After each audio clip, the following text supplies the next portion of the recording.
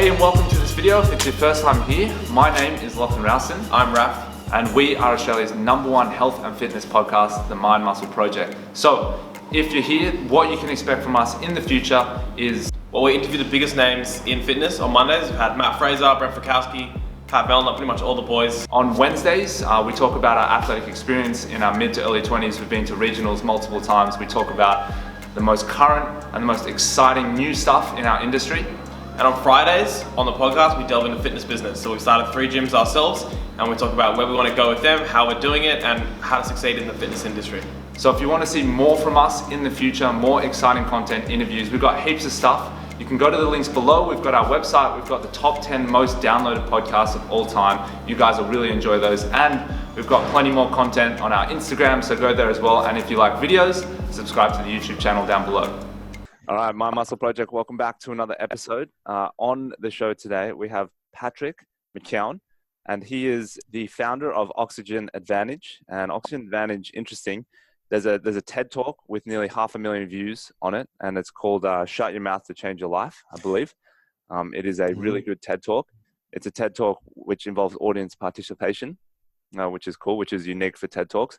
But essentially, we brought Pat on today because Pat is got some really interesting stuff on breathing and oxygen work. And we have had some breathing people on in the past, but I must say their science was not very strong.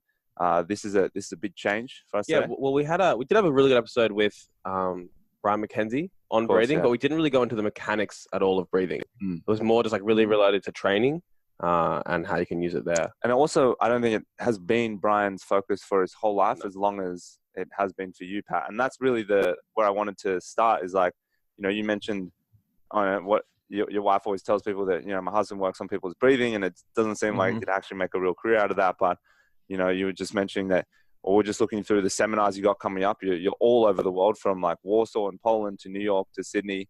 And you're teaching people how to breathe better, how to improve their breathing, and you're explaining it along the way. But how did you get into it, and like how did it all start for you? It was purely accident. My background is economics, and I had very bad asthma for about 20 years. And with that, I had nasal obstruction because whatever goes on in the lungs can also travel up to the nose and vice versa. And if your nose is stuffy, then your sleep is affected. So people with nasal congestion are twice as likely to have sleep problems. So they don't have concentration, and they're lacking in focus. They don't have the same productivity. And this was going on for me for about 20 years. I was being to doctors. I was in a hospital, not so many times, but about 4 times. And then I read about an article about the importance of breathing through your nose. And there was an exercise in it to open up the nose, which I started to practice. And I was starting to get relief in my nose in about 5 minutes or so. So I made the switch to nasal breathing. It took a little bit of work because I was feeling very suffocated. If you have your mouth open constantly and you're breathing through it for, say, 15, 20 years, your body adapts to that. So I was trying to reverse that habit.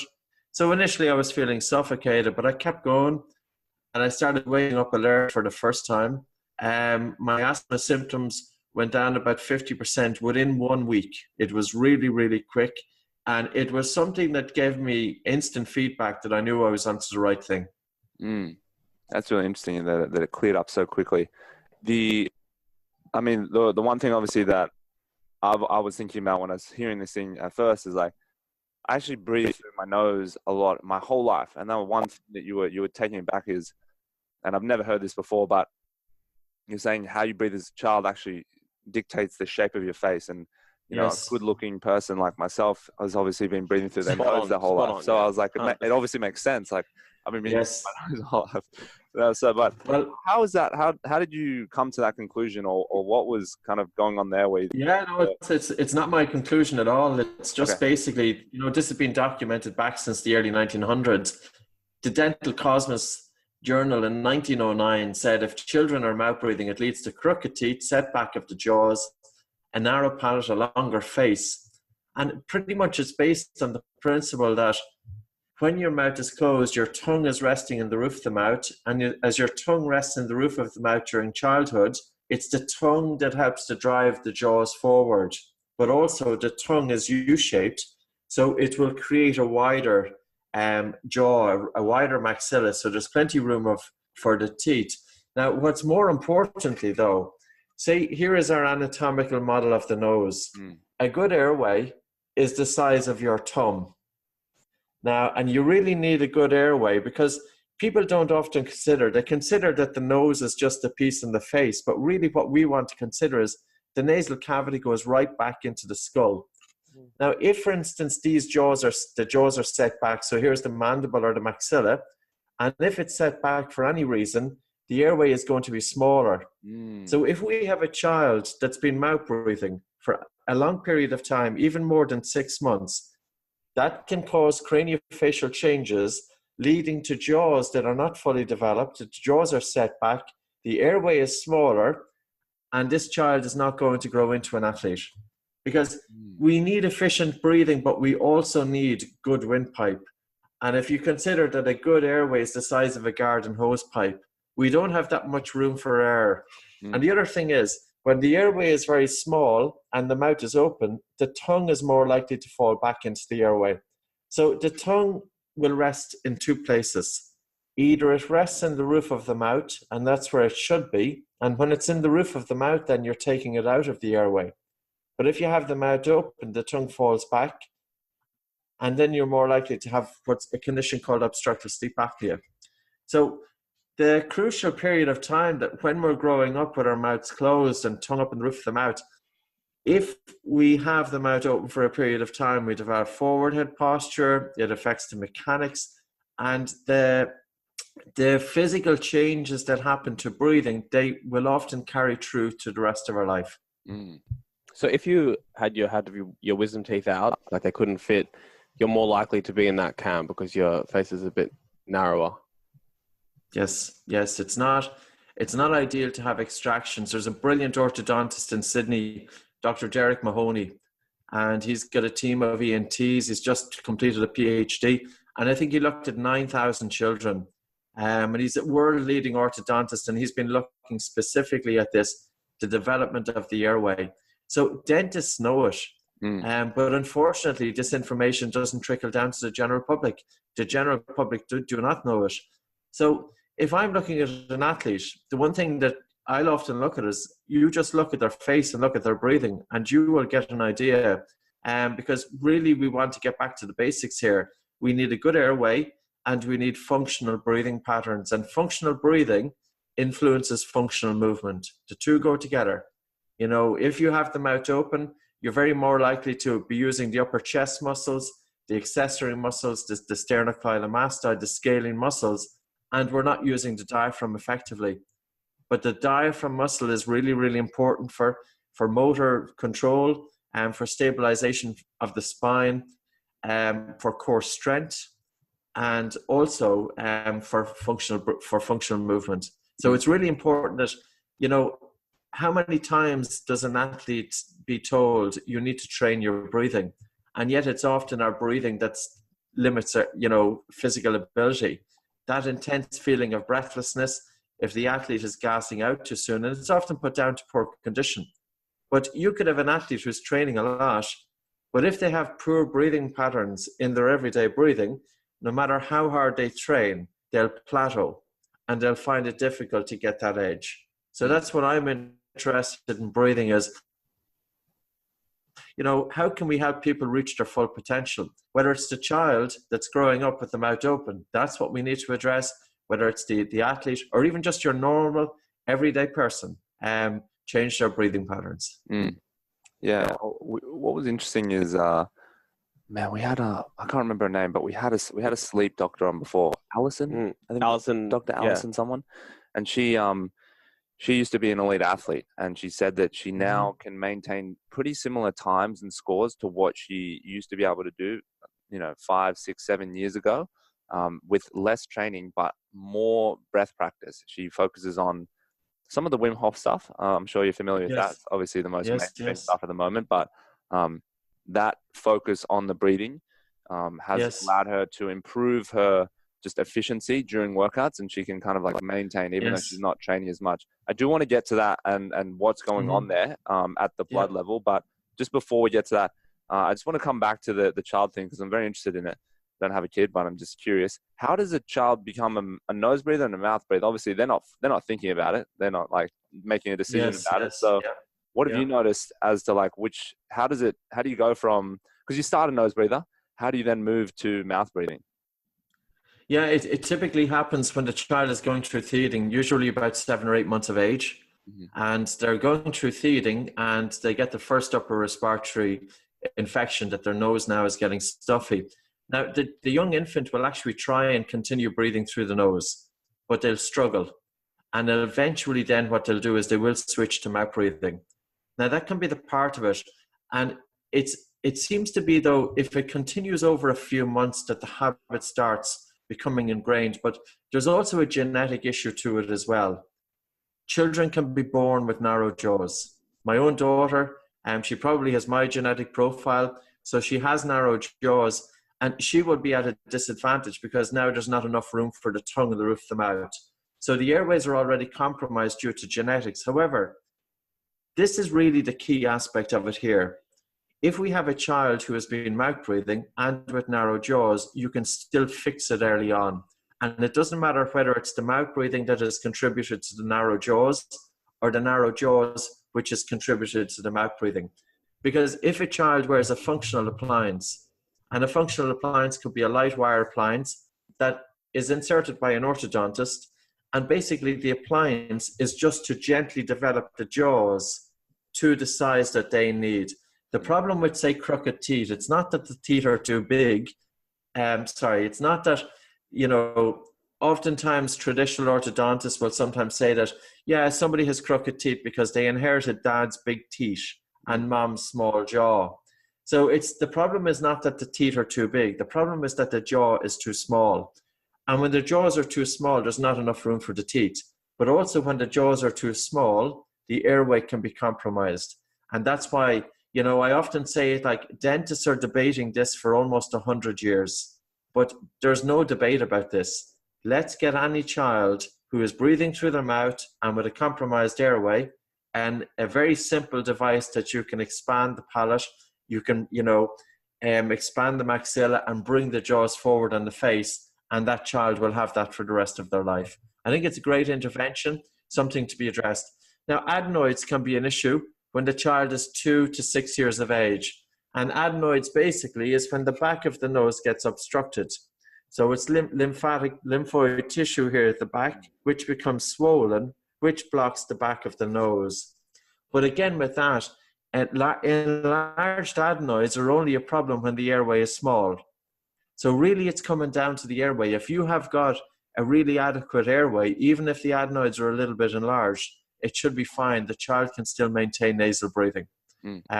And even if you Google it, Google adenoid face, you'll see that there's a facial characteristic associated with mouth breathing.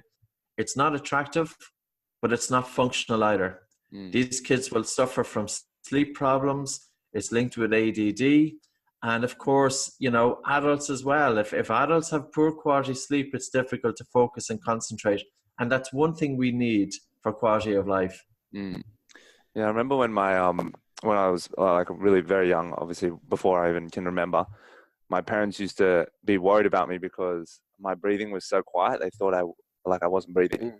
And it was interesting. I always thought that was a problem. I'm like, man, my breathing was so quiet. Like maybe I wasn't getting enough oxygen in. But after listening to some of your stuff, I realized that the best thing you can do for your breathing is to breathe as softly as possible, to be as quiet as possible. Yes. Before we got to that, I wanted to go back. Huge advantage to have light breathing. That's right. Yeah, I wanted to go back to what's happening at the oxygen level. So it's kind of all links in, obviously, but the rapid breathing you were saying is and the deep breaths is actually like getting more oxygen in doesn't necessarily mean you'll use more oxygen. Can you kind of explain what's going on at the blood muscle level, hemoglobin stuff? Sure. So basically oxygen is relatively insoluble in the blood. So it needs a carrier, and that carrier is hemoglobin. And hemoglobin is a protein that's found within the red blood cell. So hemoglobin carries 98% of the oxygen in the blood. It's carried by hemoglobin. And 2% of oxygen is dissolved directly in the blood. Now, you can imagine hemoglobin that's carrying oxygen, but what causes hemoglobin to release oxygen? It's carbon dioxide, it's increased heat, it's this phosphoglycerate. But my point here is that we can measure people's pulse oximetry very easy. You use a little infrared, there's a little pulse oximeter, as you see here. It's got an infrared light here, but it's also got a red light, and it's able to pick up on how fully loaded is your hemoglobin with oxygen. We have people coming in with exhaustion, people coming in with high stress, with panic attacks, and I'm saying to listen, your blood oxygen saturation is normal. The problem is not that you have enough oxygen in the blood. The problem is that the oxygen that's in the blood isn't getting from the blood to the cells. So the real crux of it here is that, and we have so much oxygen in our bloodstream that oxygen levels need to drop by half before the brain will notice that there's a change and start driving breathing. The stimulus to breathe is not oxygen, it's actually carbon dioxide. And carbon dioxide is not just a waste gas. Carbon dioxide is catalyst for oxygen from the hemoglobin. But here it comes back to it. If we are breathing too hard, number one, it does not increase blood oxygen uptake. So hard breathing won't increase your saturation of hemoglobin. You're already going to be 95 to 99%. Hard breathing, though, gets rid of carbon dioxide. And when you're losing CO2, the bond between hemoglobin and oxygen strengthens. So you were talking about the benefits of light breathing. Yes, light breathing is good because you have the normal concentration of carbon dioxide in the bloodstream. And with a normal concentration of CO2 in the blood, hemoglobin releases oxygen more readily. And really, that's what it's about. The crux about breathing is, how do we get oxygen delivery to the cells? How do we get oxygen delivery to the organs? And also, how do we influence our blood circulation? And we can do that through our breath. Yeah, it is very interesting. So the practice of the light breathing and some of the breathing techniques that obviously you train people with, how long do you find it takes them to have the carryover to like performance? So if you're getting obviously people to practice these things at rest, which some of the techniques we can go into, like how long till it translates to their on-field performance? It should be within about 2 to 4 weeks. You should see a difference. It's relatively quickly. The first thing we do is we've got 2 measurements. One is called a BOLT, body oxygen level test. And the BOLT score is you take a normal breath in through your nose, a normal breath out through your nose, you pinch your nose with your fingers, and you time it in seconds. How long does it take until you feel the first definite desire to breathe? If your BOLT score is less than 25 seconds, it's indicator of dysfunctional breathing patterns or poor breathing patterns. And what this means is that the individual who's doing physical exercise will experience disproportionate breathlessness. So your BOLT score, the breath hold time during rest, gives you a good feedback of your degree of breathlessness, both the onset of breathlessness, how soon you become breathless during physical exercise, and also the endurance of breathlessness. How breathless are you throughout the physical exercise? So basically, by using a simple breath hold time during rest, we can get an idea of athletes who are gassing out too soon. I'll give you an example. A couple of weeks ago, I was working with a bronze medalist Olympian, and he's from the UK, and his BOLT score was 12 seconds. Now, he was complaining. He went to his doctor, and he was complaining with exercise-induced bronchoconstriction, not necessarily asthma. But here's an individual who is breathing so hard during his training that it's causing the airways to constrict, and he's feeling the tightness. And of course, once your airways constrict, that's going to limit you. So his BOLT score at 12 seconds, and also when I look at his breathing pattern, it's upper chest breathing. There's no natural pauses between breaths. The amplitude is fairly large. So here's a guy who's breathing excessively during rest, and that's going to translate into excessive breathing during physical exercise. Now, the second score test that we use is called the maximum breathlessness test. And this involves you take a normal breath in through your nose, a normal breath out through your nose, you pinch your nose and just start walking. And you count how many paces you can walk until the maximum. So what you want to do is you're measuring what's the absolute upper tolerance of breathlessness that this individual can handle? Now, when I'm working with somebody, I want to try and get them to achieve 80 paces. But if they're less than 60, it tells me that they're gassing out too soon. So if we have people who are working a lot anaerobically, say for instance, if you have MMA or etc., you know, we want to get them to be able to have a very high maximum breathlessness test, because these guys are going to be working using their anaerobic capacity, and we want to push it out there. And it's interesting in terms of, there's two parts to what I do. One is functional breathing training, but the other one is called hypoxic hypercapnic training. And in a recent study, it's a few months now, they used it with elite rugby union players. So these are professional players from Australia, and they had them practice this for 4 weeks. And basically what it involved was, it's repeated sprintability. Breathe in through your nose, breathe out through your nose, pinch your nose, and sprint for 40 meters with your breath held, then release, wait 30 seconds and do it again, and do 7 repetitions in one set, 2 sets per week. And over 4 weeks, their repeated sprintability increased from 9 to 14 before exhaustion.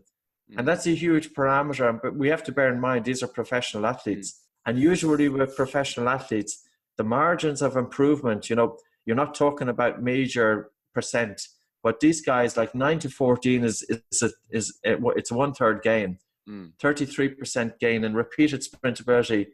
And repeated sprintability is really important for team sports. It's your ability to sprint, but you don't have much of a recovery before you sprint again. And that's what it improved. But I can send you on the paper at the end of our talk here. That would be good.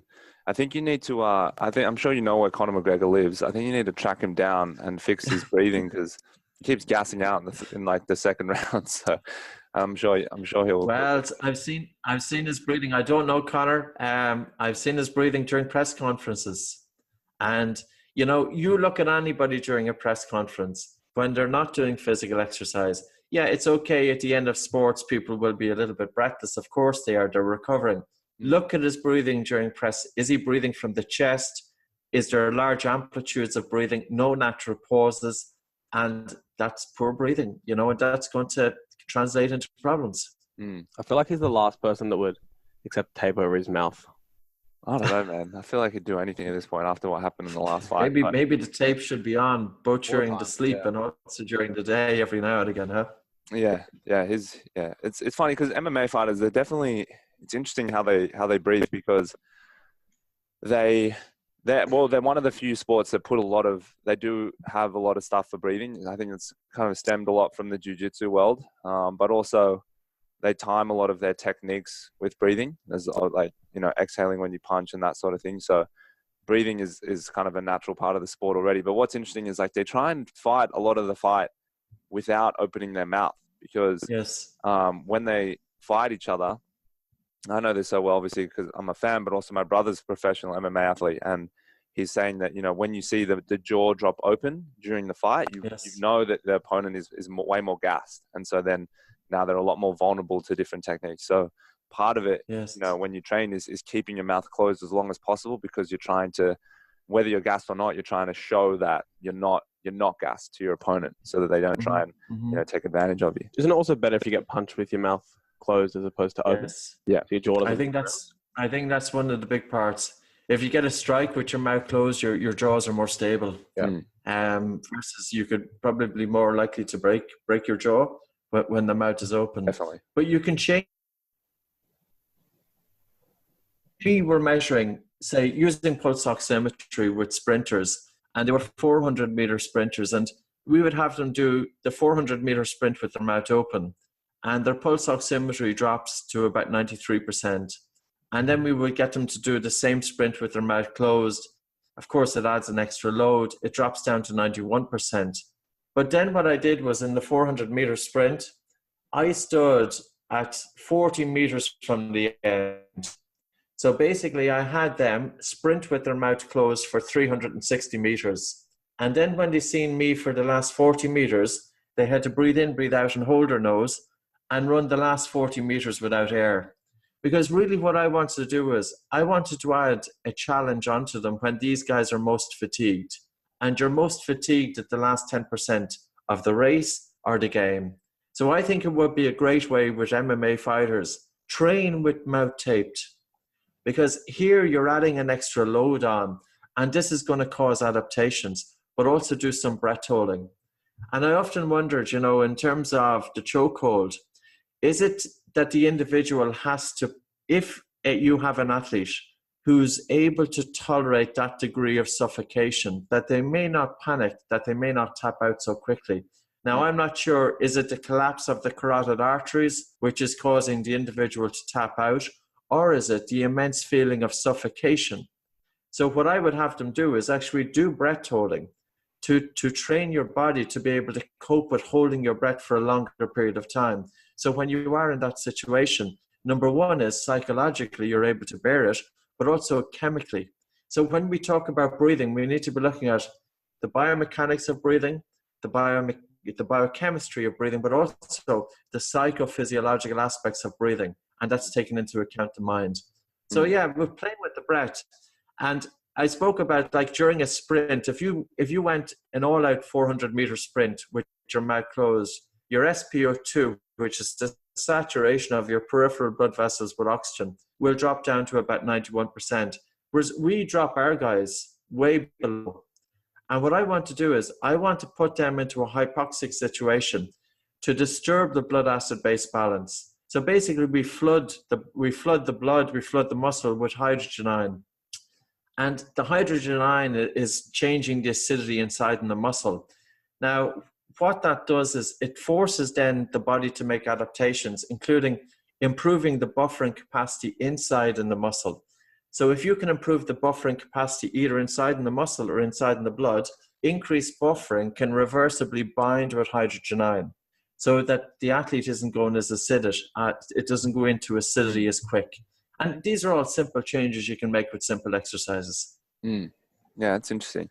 How do you feel about the stuff that's out there, like the, I forget what the mask is called. Mckeown mask. Yeah. Training mask. The training mask. Yeah. How do you feel about that? Yeah, I think it's very interesting. I think it's a very good device. I think when the people put it out there at first, they were making claims that they weren't able to.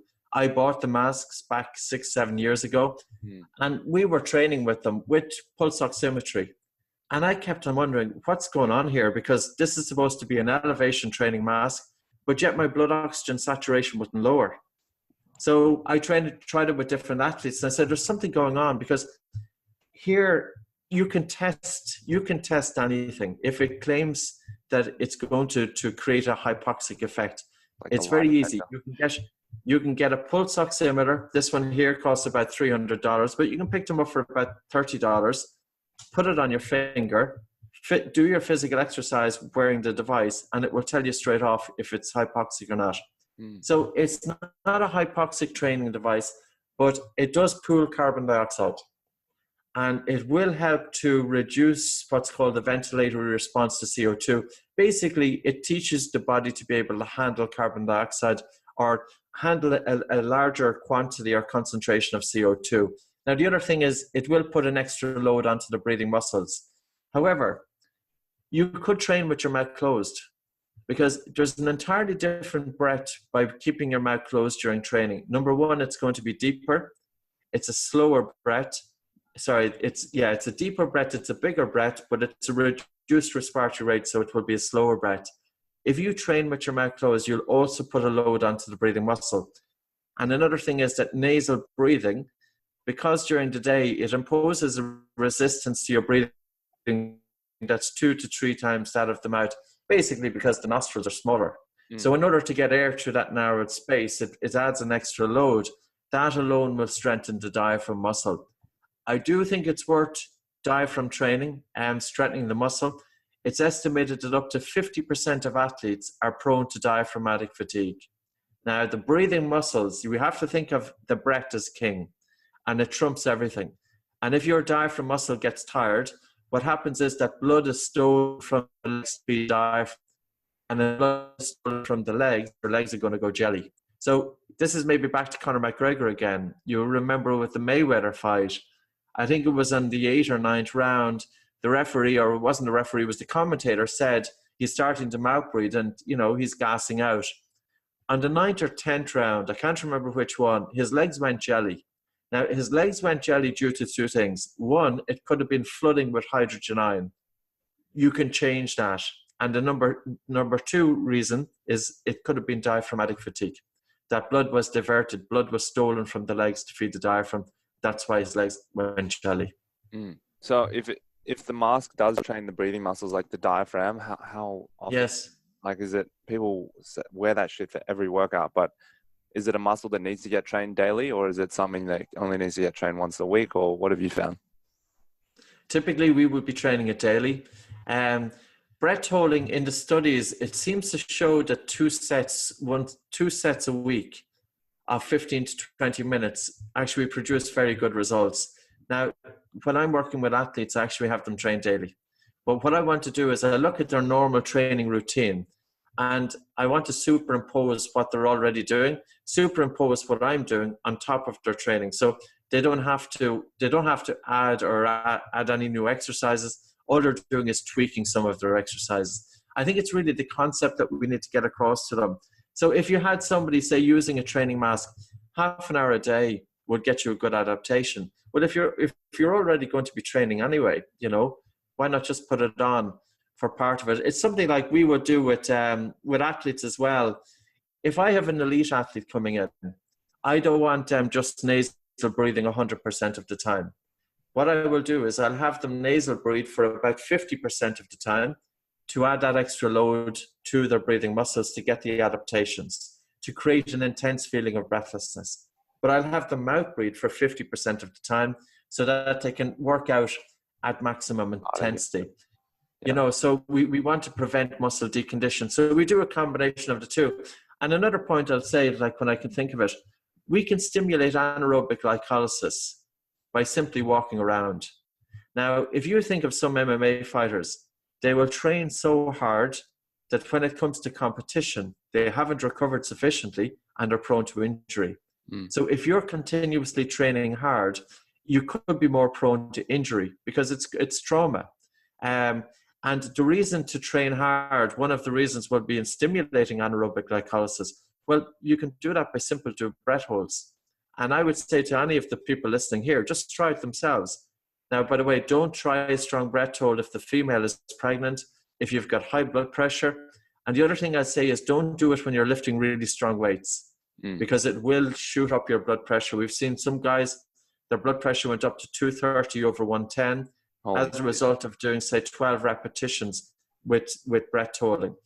So one exercise you could do is simple, a normal breath in through your nose, a normal breath out through your nose, pinch your nose, hold your nose, and start walking. And then as the air hunger gets a little bit stronger, jog.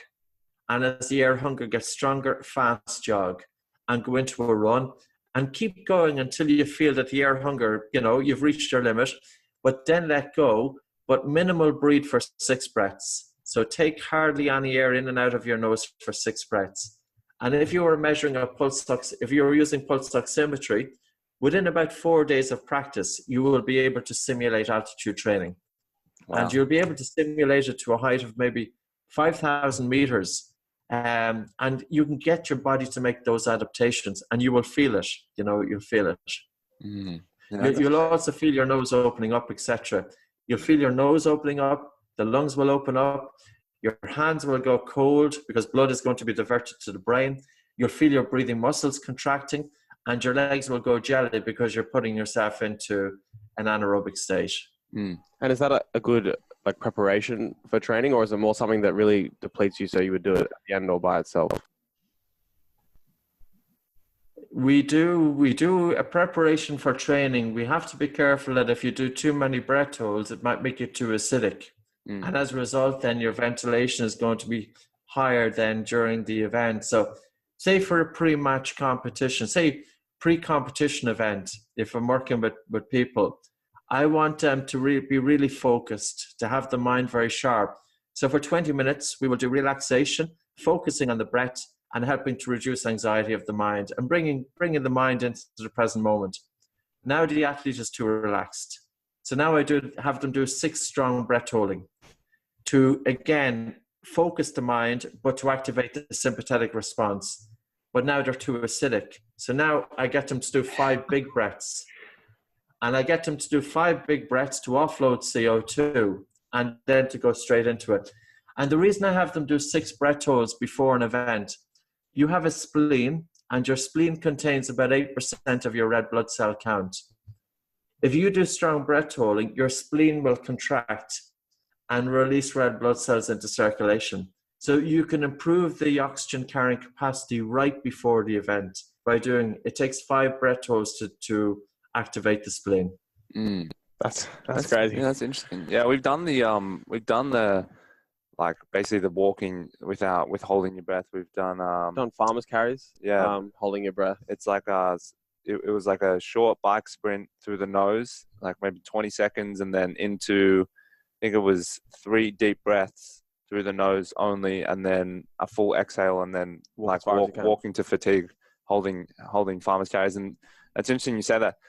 A lot of the clients were taking themselves to, like, you know, almost collapsing. Is that something you tell people to stay away from, or is that actually a good You don't need to go that far? You don't need to, but you'd have a higher risk of collapse if you do some hyperventilation beforehand. Okay. Because, say for instance, if you were taking 30 big breaths, you're going to offload a lot of carbon dioxide. You will deplete CO2 in the lungs. You'll greatly reduce it in the blood. But carbon dioxide is the drive to breathe. So it's the neural drive to breathe. So if you get rid of carbon dioxide, the brain doesn't feel the need to breathe. So you'll hold your breath for so much longer. And because you can hold your breath for so much longer, your oxygen levels will go so much further down, will drop so much further. And that's where you could have a collapse. So it's very, very unlikely that you would have a collapse if you don't do hyperventilation beforehand. Okay. So the hyperventilation, we do it, but the other thing I would say is that I think it really only suits people with good resilience. If I had somebody with a Bolt score of less than 25 seconds, I would say, don't do the hyperventilation. Don't do extreme hyperventilation, because you don't have the resilience to cope with the changes of the blood gases. I'd sooner kind of build somebody up and have the exercises tailored to them at their level, as opposed to have them do the extremes just for the sake of it, you know? So now I want to ask a follow-up question to this stuff. What some of it comes from the Wim Hof method. Yes. From what you understand about it, I'm sure you've researched it a lot, obviously. What are some things maybe that are in there that people haven't considered that may not be as legit as what they think? Or maybe you can tell us why some things are working. I'm just not really sure where it all kind of sits with that, because he's a kind of a woo-woo guy, but he's also claiming some pretty intense stuff, and, you know, people say it works. So curious to what you think. Yes. The whole part about hyperventilating to flood your body with oxygen is not correct. When you hyperventilate, when you take the 30 big breaths, it's not going to change your SpO2. If it does, it will increase it by maybe 1%. It will be insignificant, and it will tend to hover. And again, you can practice that. Get a pulse oximeter, wear it, and do 30 hard breaths and see has it changed, and it won't change. It will increase the amount of O2 dissolved in the plasma, but the amount of oxygen dissolved directly in the blood is only about 2%. So it will increase that a little bit. It will get rid of a lot of carbon dioxide. For example, normal blood pH, usually about 7.365. With the Wim Hof method on the 3rd cycle, it increased it to 7.75. That's throwing it off the charts. So the loss of carbon dioxide will allow you to hold your breath for longer. So I think it's a very interesting technique. I think it's brilliant in what he's done. He's put an awareness out there of breathing. I certainly wouldn't advise doing anything like that underwater. If you deplete your alarm to breathe, you don't feel the sensation to resume breathing. You could have an underwater blackout, and people have drowned, unfortunately, as a result of it. I think really the key aspect of the technique is it's a stressor to the human body. It's like hormesis. You're stressing the body for the body to make adaptations. Now, the key question that I would have here is, how much do you need to get a hypoxic effect to get the body to make that stress? How extreme do you need to go? We've been teaching breath holding. I've been teaching to 5-year-old children since 2002.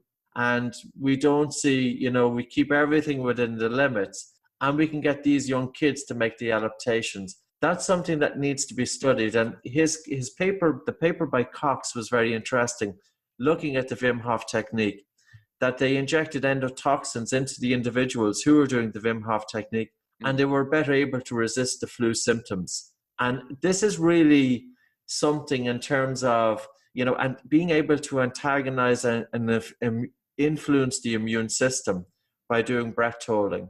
It certainly needs more research, but I think it's a great way to go. Yeah, so there's some stuff that's brilliant in it. I think originally the explanation of flooding your blood or flooding your body with oxygen, that oxygen is roaming freely, it wouldn't stand up. But yeah, the essence of the method is good. Okay. Yeah, cool. It is interesting, that stuff. I mean, the thing that people have told me the most from using it is that they get sick less often. So that was kind of the path that I'm sort of exploring, as to like, well, I wonder what's going on there. And well, he says that it like activates your immune system, right? And then you can actually like get over a cold with the breathing techniques. Yes, well, that would have been something that we would like. A lot of my work was with asthma, and with people with asthma, they can be very prone to respiratory infections. We've seen that for 20 years. But again, I don't believe that you have to bring your breathing to the extreme to get that adaptation. Even the simple exercise, I'll talk about nitric oxide that's produced inside in your nasal cavity and in the paranasal sinuses. And every breath that you take into your lungs, you carry nitric oxide into your lungs if you breathe through your nose. Nitric oxide is a natural antibacterial. It sterilizes the air. It's a bronchodilator, but it also redistributes the blood throughout the lungs. And this will reduce chest infection. So even nasal breathing and adopting nasal breathing can be effective with this. Now, breath holding, something that we're doing as well. We've seen chest infections reduce. And I would say if you've got a head cold, try doing those breath holds that we spoke about earlier, but start off with a couple of easy ones and then just gently progress into them. You will find it will open up your nose even when you've got a head cold. For people with rhinitis, we had a small pilot study at a hospital here in Ireland, and rhinitis is basically allergic hay fever. Allergic rhinitis would be hay fever. Right. It affects about 30% of the Western population. And if you have allergic rhinitis, hay fever, your sleep is more likely to be impacted. At 12-week follow-up, symptoms reduced by 70%. So here's the application of this in terms of the airways, and as I said, like 20 clinical trials looking at this with asthma, and the clinical trials have been positive. One person asked me one day, well, where's the negative trials? We don't have any, and it's not that we hid them, it's just, I haven't come across them. They might be out there, but I haven't come across them. And that's from doing the breath holding. Breath holding and nasal breathing. Yeah. So it's a combination. Like when I'm looking at what I do, there's two pillars to it. You've got functional breathing training, and that's adapting breathing through the nose, activating the diaphragm, and getting your Bolt score up. And this is about addressing. So if you've got good functional breathing, you in turn will have good functional movement. And the International Journal of Sports Physical Therapy, they did a study that was published in October of 2017. They assessed breath hold time, and they found that they compared it with the functional movement screen. People with good breathing had good functional movement. And apparently the functional movement screen is validated to help predict the risk of injury in athletes. I don't know enough about the screen. I've heard mixed reports about it. Some people say it's very good, some people not so I'm not entirely sure. But I think it's interesting that we can tie in functional breathing with functional movement. And then the second pillar of it is simulation of altitude training, doing breath holding to disturb the blood acid base balance. Yeah, that's a interesting part.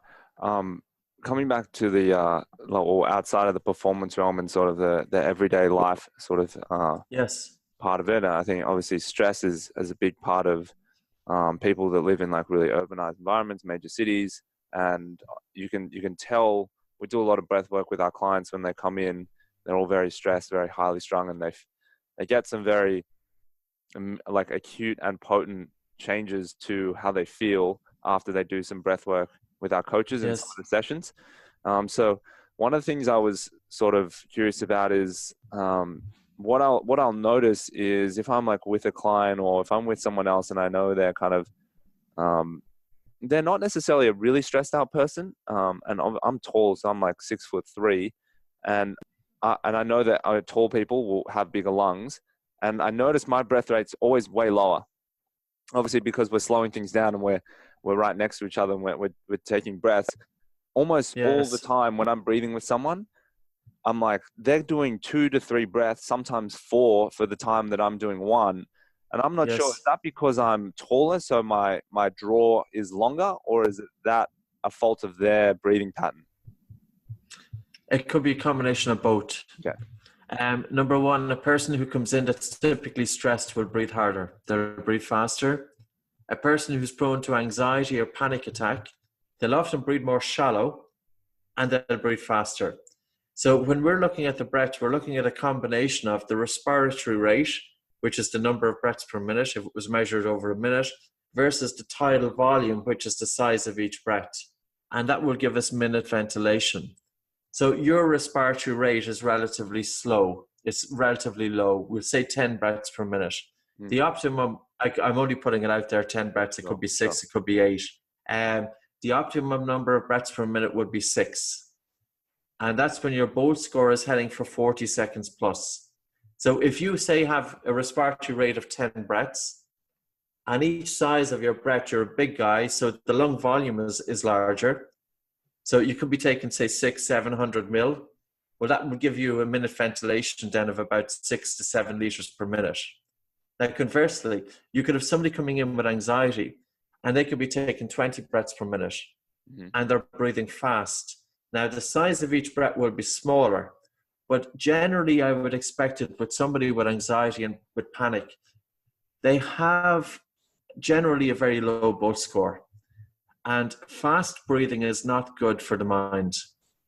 2 ways that naturally, if you breathe slowly, you'll naturally have a calmer mind.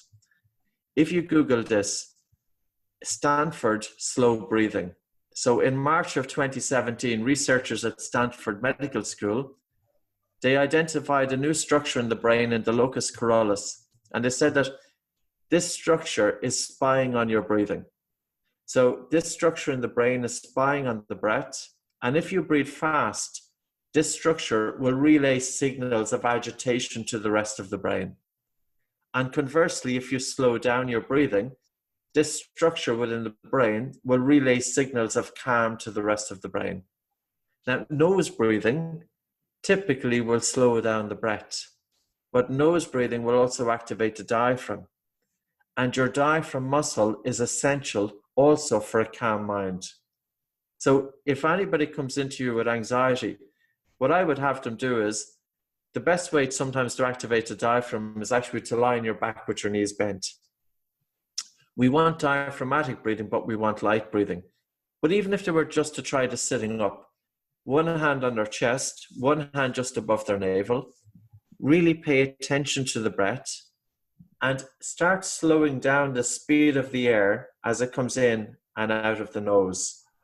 So as you're paying attention to your breathing, you'll feel the slightly colder air coming into your nose and feel the slightly warmer air as it leaves your nose. And as you feel your breathing, now start to slow down the speed of the breath as it comes in and out of your nose. So you're really slowing down the speed of the breath as it comes into your nose. Almost your breathing is so smooth that the fine hairs within the nostrils do not move. At the top of the breath, bring a total feeling of relaxation to the body and have a really slow and gentle relaxed breath out. So you're slowing down the speed of the breath as it comes into the nose. And at the top of the breath, you're bringing a total feeling of relaxation to the body so that you have a relaxed, gentle breath out. And the whole purpose is that your breathing volume now is less than what it was before you started. You should feel a hunger for air. Now, that hunger for air is just telling you that carbon dioxide is increasing in the blood. And as we spoke about, carbon dioxide is the catalyst for hemoglobin to release oxygen to the cells. So ironically, when you slow down the breath and you have a hunger for air, more oxygen is getting released from the red blood cells to the cells. But another thing is, as you do that exercise, try and maintain the air hunger for 3 to 4 minutes. Now, if you get stressed, just take a little rest and you come back to it. But ultimately, keep it very simple. You're focusing on the airflow coming into your nose. You're focusing on the airflow leaving your nose. You're just gently softening your breathing. That's all. Just gently softening the breath. You want to feel air hunger. And as you do it, check the temperature of your body and also check the saliva in the mouth. And in general, people will find that their hands get warmer and there's an increased watery saliva in the mouth. Warmer hands, you've got improved blood circulation, not just because you've had your hands against your chest and tummy. You'll actually feel warmer. So we have 100,000 miles of blood vessels throughout the body, and we can influence that not by taking the hard, big breaths. If you know, most people, if you say to them, how does your head feel if you take 10 big breaths in and out of your mouth? Well, they say, I can feel lightheaded. And that's not a sign that there's more oxygen getting to the brain. It's the hard breathing is causing blood vessels to constrict. And with impaired blood flow, it's going to lead to reduced oxygen delivery. So we can influence the blood circulation and also the stress response. If you feel increased watery saliva in the mouth, that's a good sign. Yeah, I did it in the car on the way here as I was listening to some of your Yes. stuff. That was definitely the thing I noticed. Much more saliva in my mouth. Yeah. In a group of people, you'll often, and I know when I did the TED Talk, that was an audience participation. Now, it was real Irish style. They held the talk in a pub and people were drinking beer. So I had them reduce their breathing, and then I was trying to get feedback. And, it was normal, even with a group of people. You'll generally get 80% of people will feel warmer. They'll feel a change in body temperature. 10-20% will take a little bit more practice. And the other thing is that sometimes people get a little bit stressed with the air hunger. You have to go easy enough with it. Okay, so that is the generally the protocol you give to reduce stress. I think, but also it's like, I suppose really what we want to do is we want to change everyday breathing patterns. When somebody has a higher Bolt score, their breathing is naturally slower. And if your everyday breathing is slower, your mind will tend to be calmer. So just to be clear on the Bolt score, it's that first desire to really take a breath. Definite. It's not the big stretch of like you maxing out. It's just that. Okay. No. Yeah. And it's the first definite desire to breathe. Or you could say that you're stopping breathing until you feel the first distinct reaction of your brain telling you to breathe, that your body says breathe. And your breath at the end should be fairly calm. Okay, and you're just sitting there. You're just like, you're not standing, not lying. Okay, just sitting. No, always sit there and relax into your body. If you relax into your body, you'll get a more accurate result, as opposed to if you're getting stressed, you'll have a less reduced breath the whole time. What is the best Bolt score that you've seen? Like that you feel like is a legit Bolt score? Yes, I've seen 50s, I've seen 160. Now I haven't seen like most people coming. No, one Bolt score of 60. In terms of when I'm working with people, historically, a lot of the people coming in were coming in with complaints. So they had asthma, they had sleep apnea, anxiety, panic attacks. Typically, we'd see Bolt scores of 10 seconds. That was very normal. And that was for about 7,000 or 8,000 people. Now, we always generally see the higher Bolt scores amongst the athletes. But we do see exceptions to the rule. And I have seen Olympians with very low Bolt scores. So we have to bear in mind that physical training doesn't necessarily train your breathing.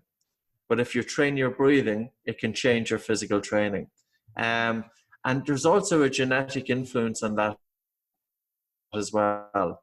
So some people there is a genetic, basically what the Bolt score is measuring is your ventilatory response to CO2.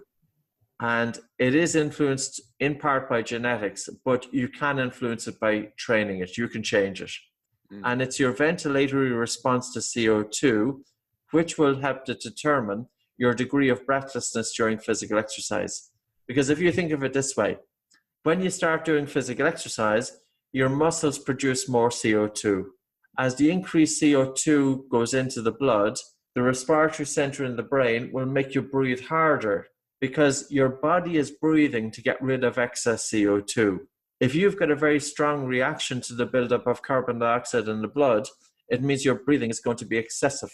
Whereas if you change it, that your brain is able to cope, or if the sensitivity, if the response of the brain to the buildup of CO2 is reduced, it means that when you're doing physical exercise, your breathing isn't going to be as hard because your body is able to cope with the buildup of CO2. And that would be it in a nutshell.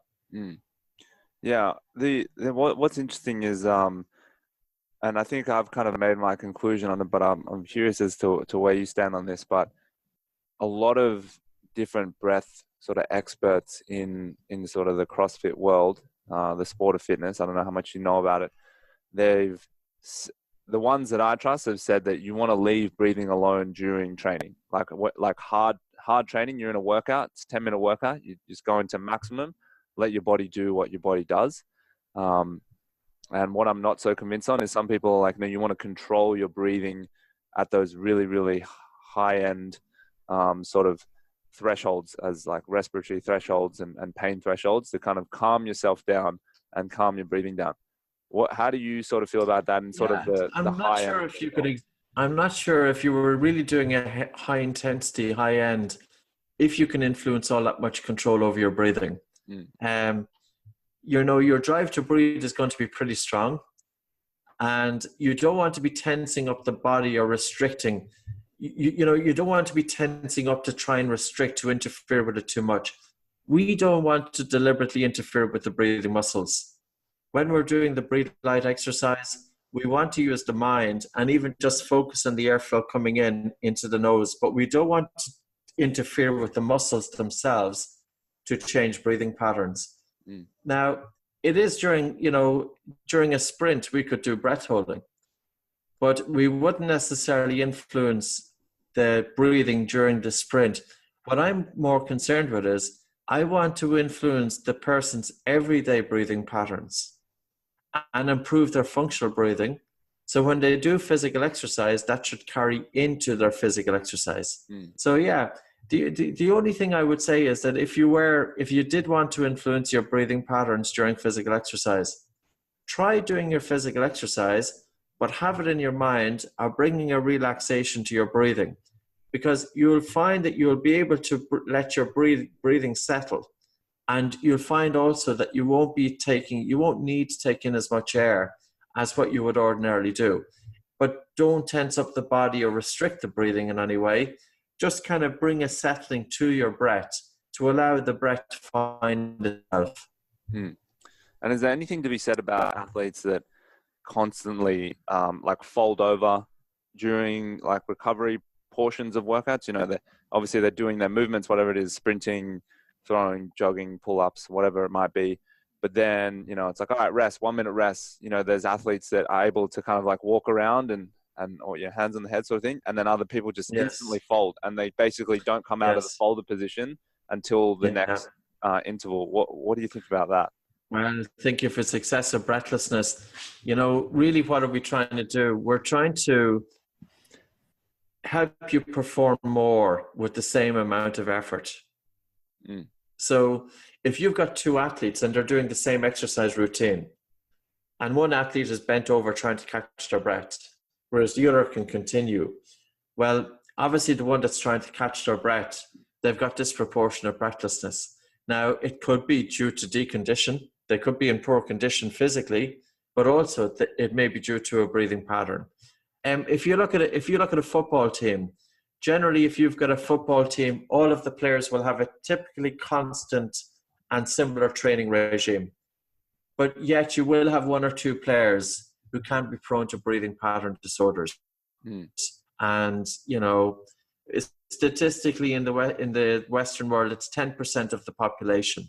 And that's going to carry into sports. So we would say 9.5% of athletes will have definite breathing pattern disorders, regardless of the caliber they're at. But you may have, with asthma, it's as high as 30%. With people with anxiety, it's high as well. Could be 50%. So in certain subsets of the population, if you have an athlete who's prone to anxiety I'd be looking at their breathing.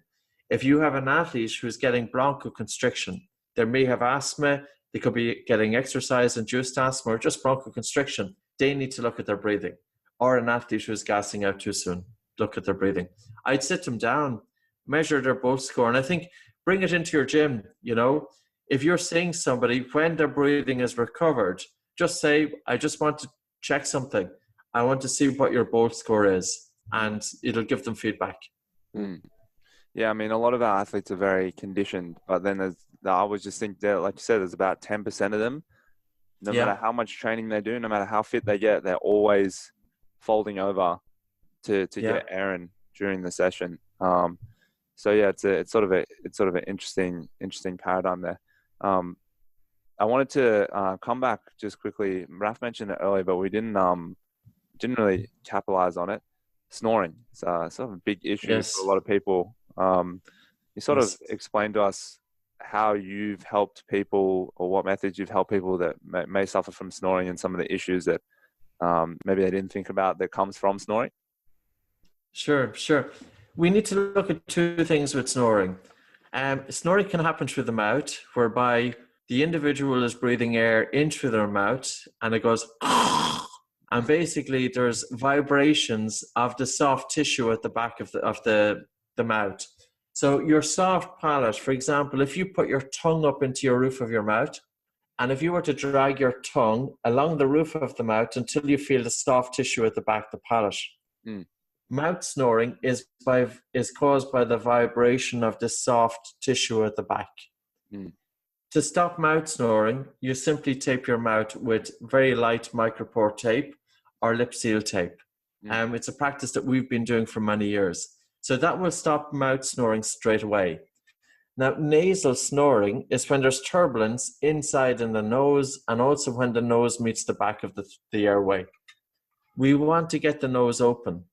And the nose unblocking exercise, you could simply even do this. Normal breath into your nose, normal breath out your nose, pinch your nose, hold your nose, and gently nod your head, holding your breath, nodding your head up and down, and doing it until you feel a medium to strong air hunger. Do that 4 or 5 times, your nose will open. Then the more you breathe through your nose, the better your nose will work for you. So the thing with snoring is the exchange of a large volume of air through a narrowed space. People are breathing too hard. So we want to get their breathing through the nose, but we want to get it lighter. So we practice a combination of exercises to help open up the nose, but also the breathe light exercise to bring down their breathing volume towards normal. When your breathing is lighter during sleep, you're less likely to snore. Yeah, that's good. Yeah. What if you put the tape on and like you really need to, like, will you just rip the tape off like during your sleep? I assume no. Most people won't.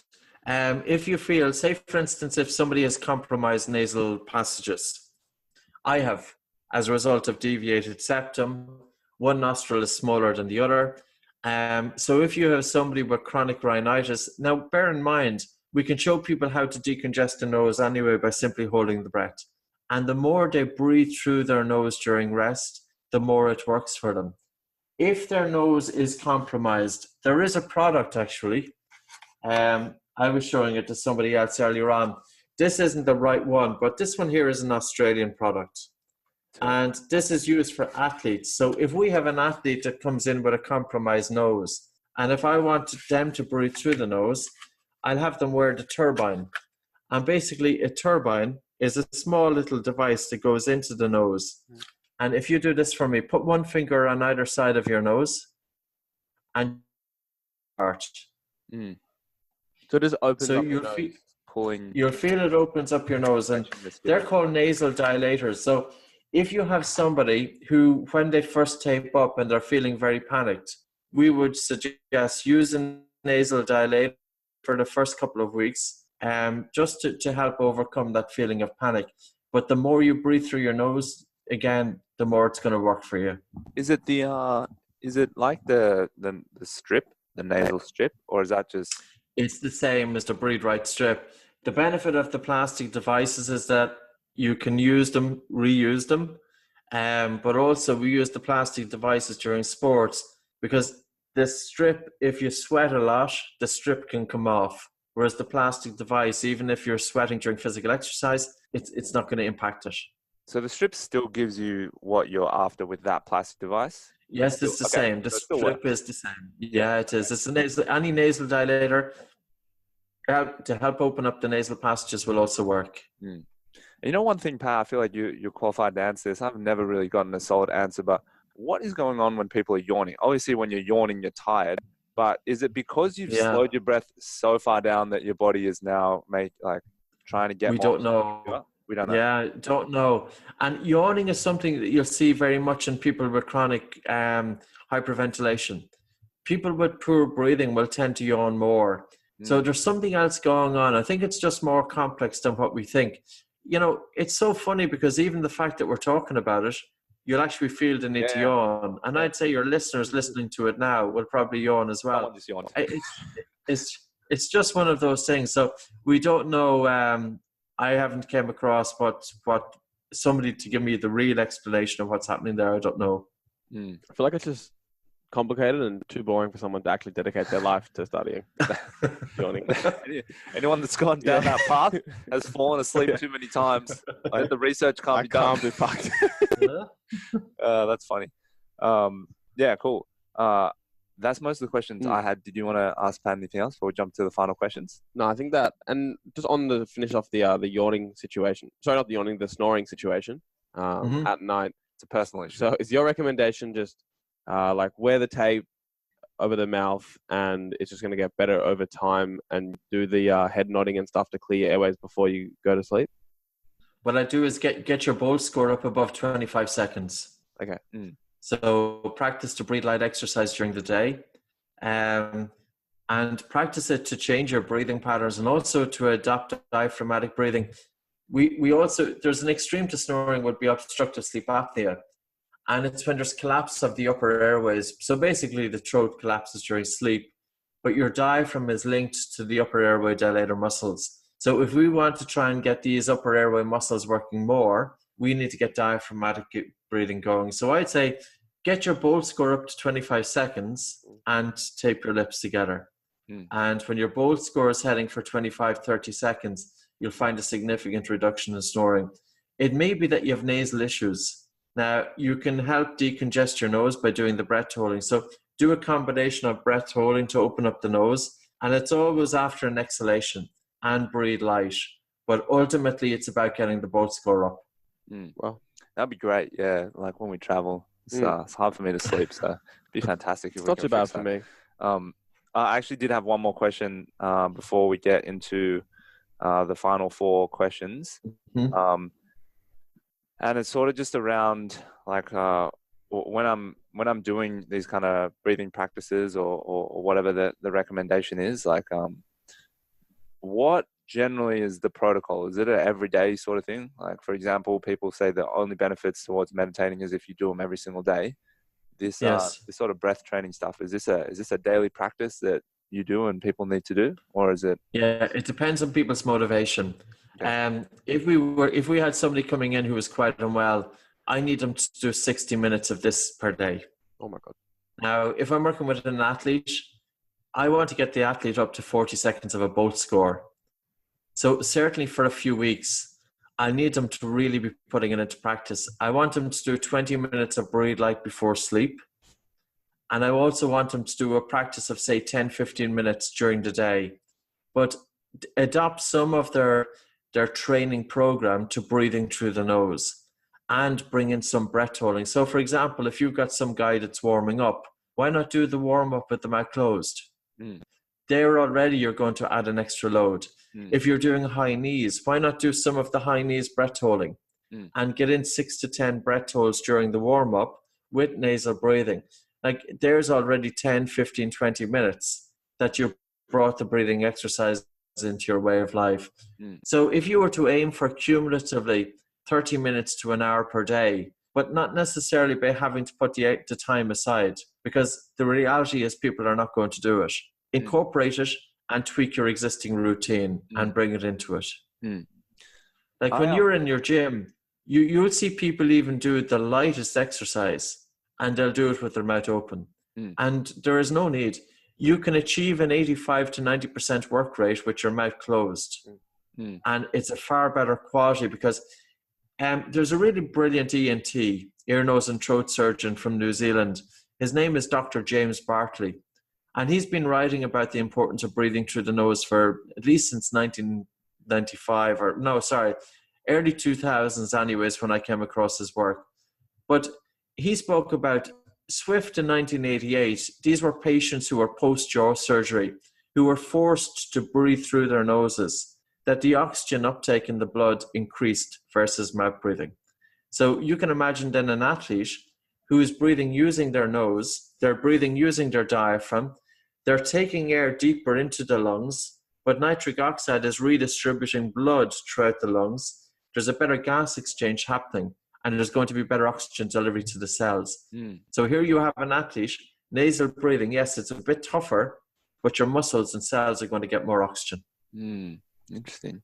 The what do you think about the like a pillow when you sleep? Obviously, because that can change the position of your head and it can manipulate your airways. Yes. Do you have like a general protocol? It can, and we don't give it too much, but you're correct. Head tilt during sleep. I think the worst position during sleep is sleeping on your back, because if you sleep on your back, your tongue is more likely to fall into the airway. But the pillow, you want to have everything in a line. So if you can have your upper airway in a complete line, you don't want your head tilted back, you don't want your head tilted forward, you don't want it to one side.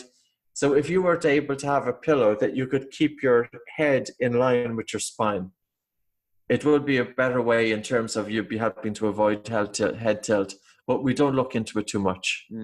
Yeah, it's a tricky one. Doesn't really seem like there's a solid answer for it, but I can imagine. Well, dentists will know though. People who are doing cone beams and people who are doing scans of the airways, they will know that the airway is smaller when the head is tilted.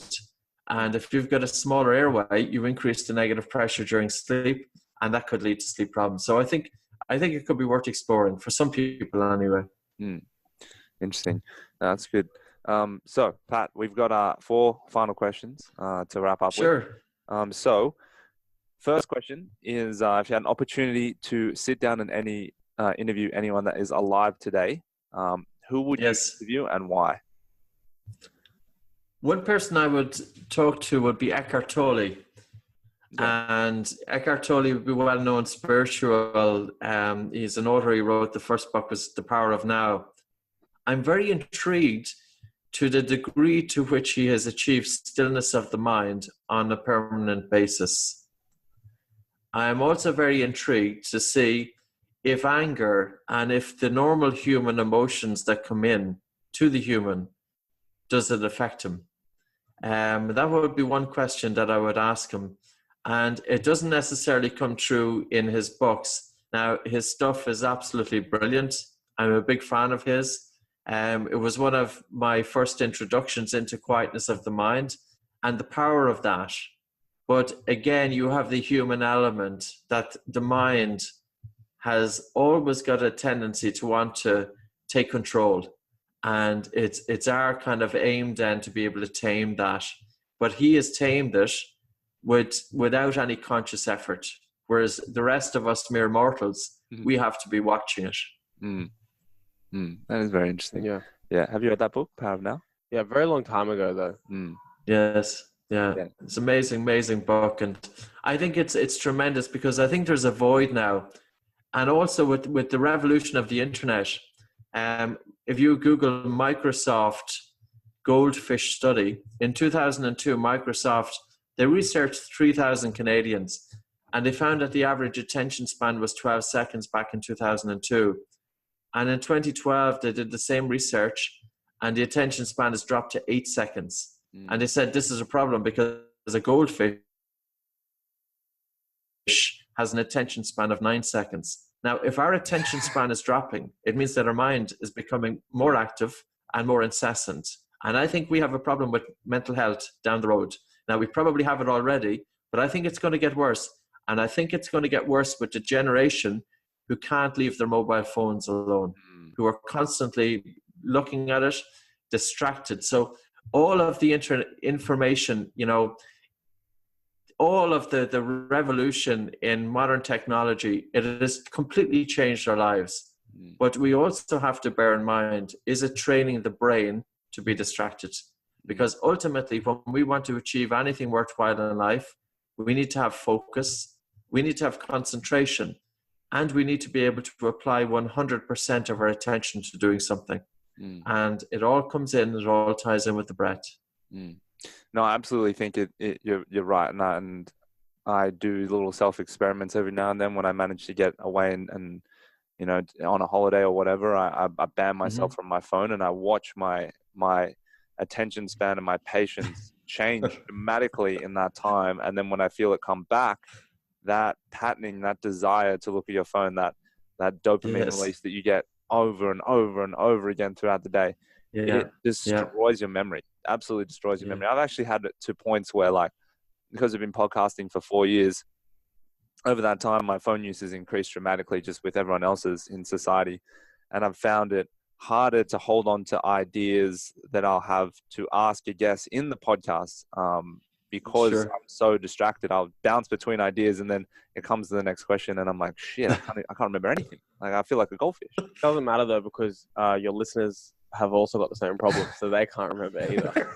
I feel like everyone just moves on the same wavelength and no one really notices the difference. Everyone's lost. But you can have a significant advantage over a lot of people if you don't use your phone that much. Like, you can get a lot more done, I feel. You can achieve a lot more. So it is an ongoing battle. I feel like outsourcing as much of the phone use as possible is ideal. Like, if I always say, if I didn't run businesses, I probably wouldn't have social media.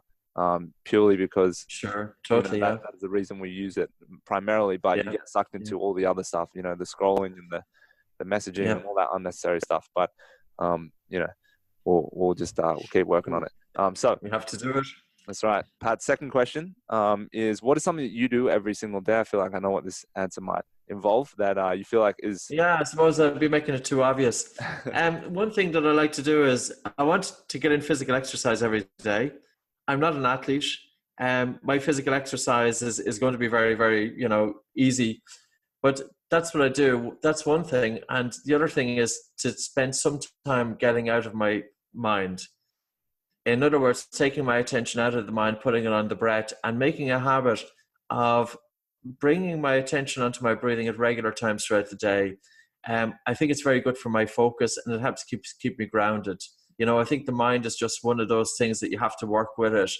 And really, in terms of creativity and bringing creativity into the life, we need to have space in the mind for creative and fresh and new ideas to originate. And if the mind is too active, it's not going to happen. So I try and, you know, for the last 20 years, the breath has been a huge part of me. And it's something that I bring in unconsciously now. It just happens. That's awesome. Yeah, they're doing something every day that distracts you from just what your constant low level, you know, hum is, that low level anxiety of whatever you're thinking about all day. To kind of turn that off is awesome. And I think everyone has a different practice they can probably think of that does that. For a lot of people, it's definitely some kind of physical exercise, which is, you know, we've discussed this before, like, people get to a point they can't take in any more information, they can't produce anything useful, they can't function in the workplace, and that's because there are actual limits to what your mind can do in terms of focus and concentration, and they tap out. You know, if you start at 8 or 9 a.m., they're going to tap out by, you know, 1, 2 p.m. in the day. It's time to take a break. It's time to do something physical. That's good. It's good to be reminded of that. So third question, Pat, is there anything recently that you believed in that now you've changed your mind on? It's a difficult question.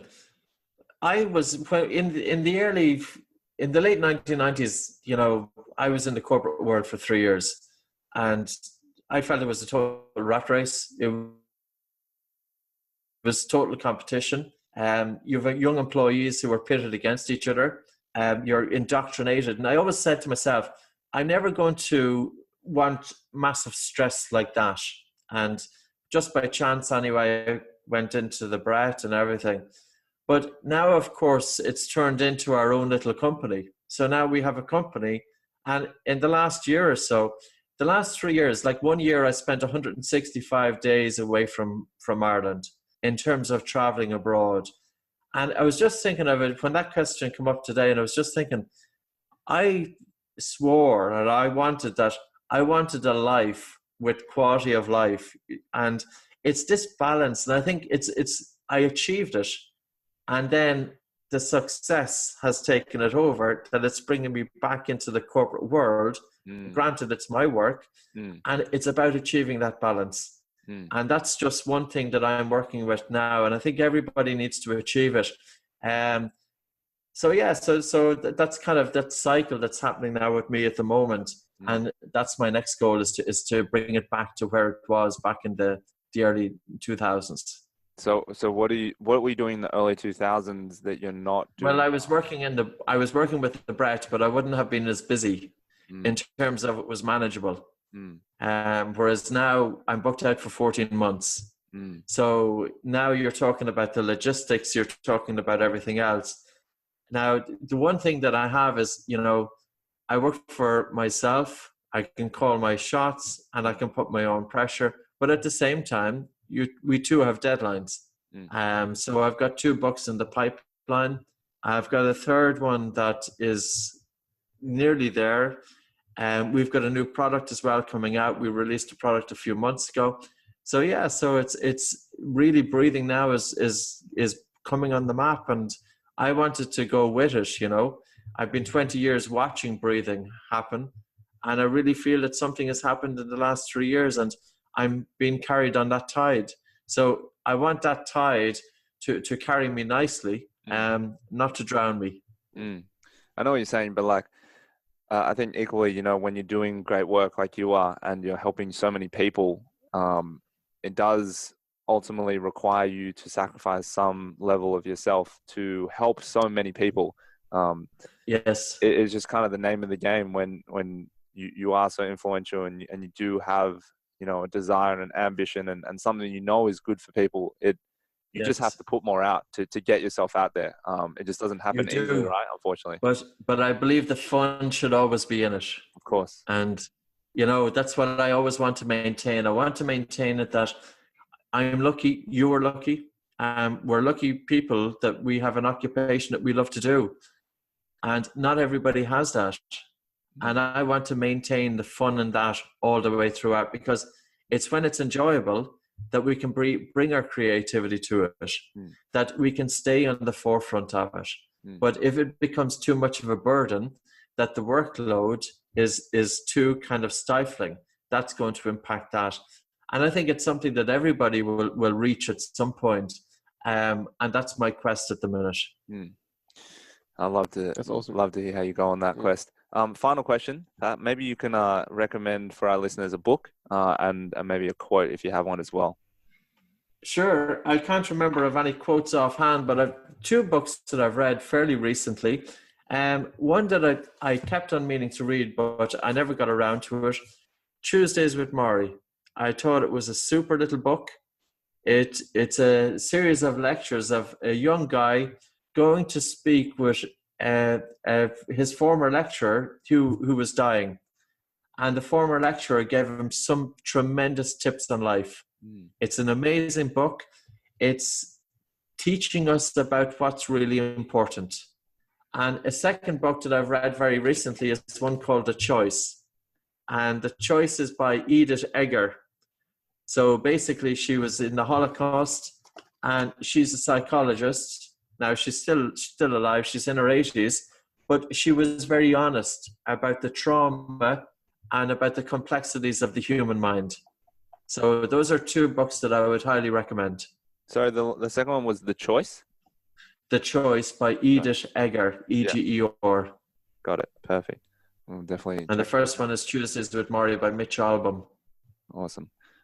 Fantastic. Well, Pat, this has been a very enjoyable conversation with me. As you can imagine, over the 4 years we've had some very similar conversations lots of times, and it's refreshing, firstly, to have an Irishman on the podcast, but secondly, to speak about some stuff that we haven't really spoken about before at that sort of depth. So it's been a really fun time. Great. Yeah, I enjoyed it. Thanks very much, guys, and thanks very much for helping to get the information out there. No, that's all right. Hopefully we'll see you in Sydney when you come. Yeah, I'll just Is it early next year you're coming? Yeah, people can go on your website, oxygenadvantage.com. If they go to 3-day instructor certification training, there's like a list that would probably match up against the list of like, I don't know, the Beatles or Bon Jovi. But anyway, you're in San Francisco, London, Warsaw, which is Poland, Galway. What's Galway? Galway is where I live, Ireland. That's in January. I thought so. I was going to say Scotland, but Galway. You might have heard of the song Galway Girl. Yes. Oh, Galway Girl. Yes, by Ed Sheeran. Yeah. That makes sense. Tampa? Tampere. It's in Finland. Interesting. Berlin. Tampere. Never heard of it. London again, New York, and then Sydney in the 26th to the 28th of July, 2019. Copenhagen, then the Netherlands. We have everyone over the world probably got one, or we've got people from all these different areas. So if this is something you're interested in, I would highly recommend doing it. And I'm probably going to follow up with some stuff there. But yeah, oxygenadvantage.com, and they can go everywhere from there. So Pat, once again, thanks so much for being on. We appreciate your time, and we'll follow up with you soon. Excellent. Thanks, guys.